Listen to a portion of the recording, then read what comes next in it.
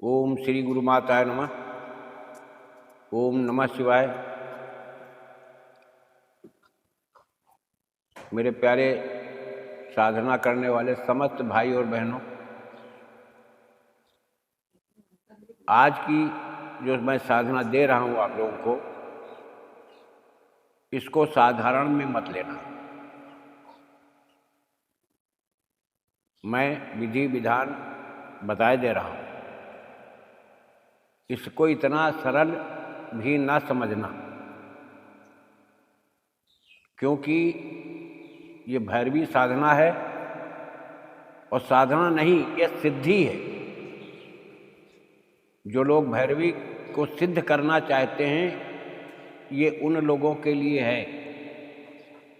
धैर्य और विश्वास, आत्मनिर्भर होना, तीन चीज़ें इसमें प्रमुख हैं कि जिस साधना को शुरू करो उसे कतई ऊब करके मत छोड़ो।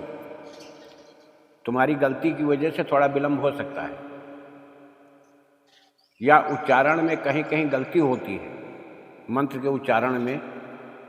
इस वजह से जब मंत्र अपने लक्ष्य की पूर्ति पूरी हो जाती है तब वो स्वयं सिद्ध हो जाता है। जिस लाइन में आप त्रुटि करोगे वो लाइन गिनी नहीं जाती, वो गणना नहीं है। इसीलिए लोग बढ़ा करके इनका जाप करना पड़ता है।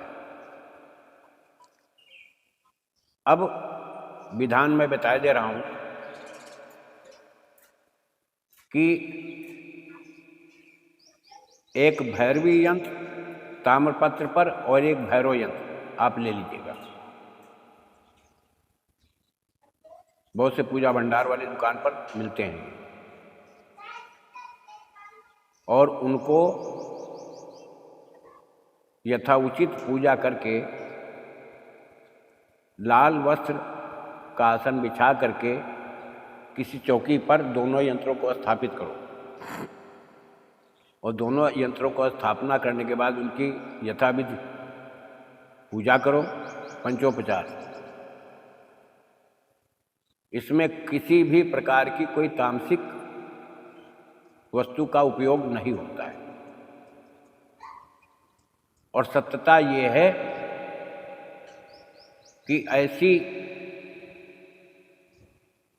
मैं खोज करके आपको दे रहा हूं जो साधनाएं,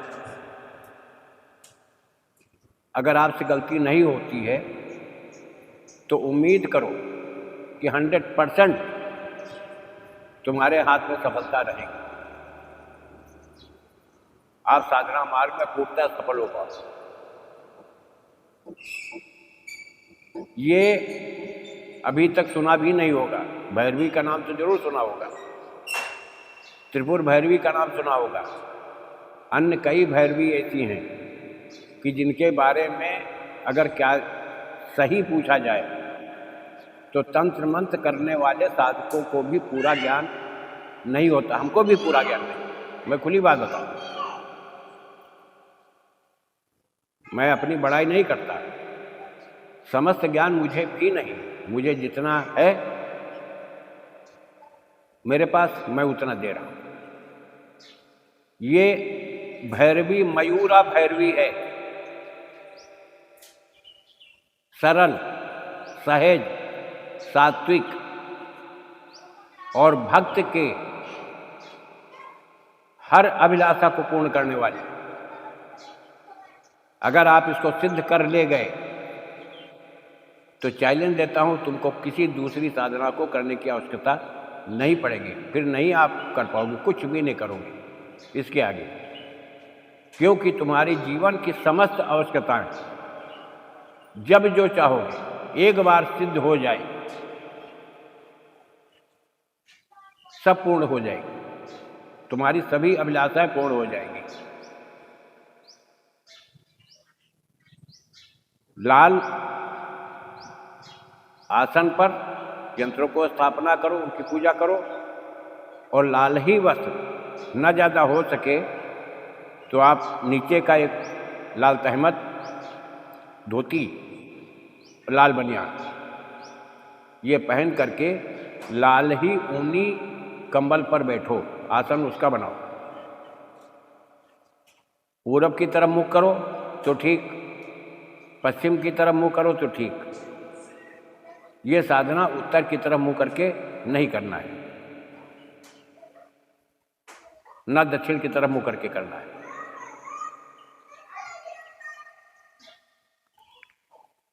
जो भी उचित हो,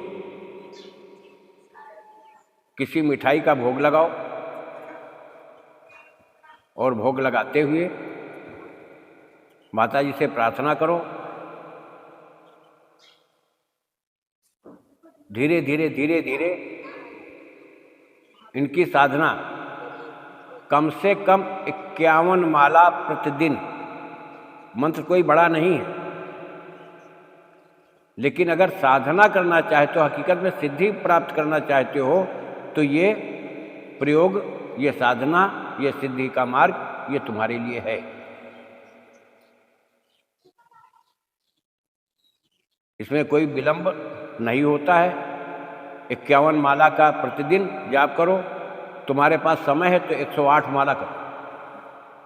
जितना जाप आप ज़्यादा से ज़्यादा करोगे, उतना ही आपकी साधना प्रखर रूप से अपना प्रभाव दिखाएगी। आप समझ पाओगे और थोड़े ही समय में आपको अनुभूति होने लगेगी कि मेरे अगल बगल कोई चीज़ आ रही, कोई मुझे स्पर्श कर रहा है। इसको करके देखो एक बार। मंत्र कोई बहुत बड़ा नहीं है, मंत्र छोटा है। पहले विनियोग करो, विनियोग करने के बाद इसमें अंगन्यास, हृदयन्यास, ये विधा है जो पूर्ण विधान है। मैं आप लोगों को दे रहा हूँ।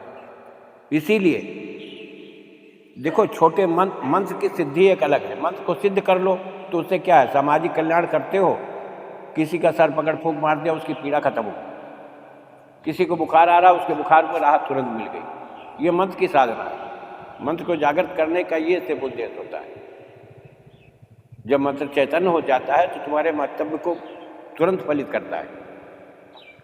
साधना विषय अलग है कि जब जिसकी भक्ति करोगे तो उसी में संलग्न रहोगे, उसी की भक्ति में संलग्न रहोगे, उसी से प्रेम करोगे, वो साधना है।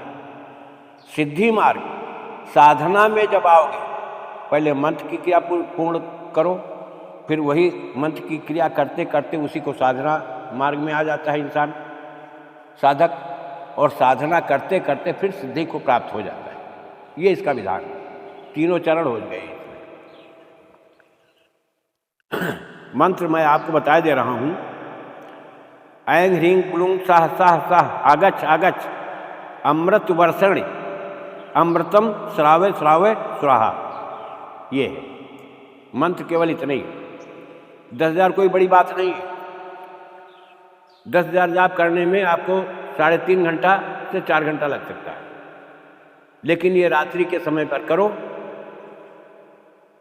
चौमुखा दीपक जलेगा। इस साधना में हमेशा चौमुखा दीपक जलेगा। हवन करने में तुम अच्छी से अच्छी चीज, खोए से बनी हुई मिठाई का केवल हवन करो।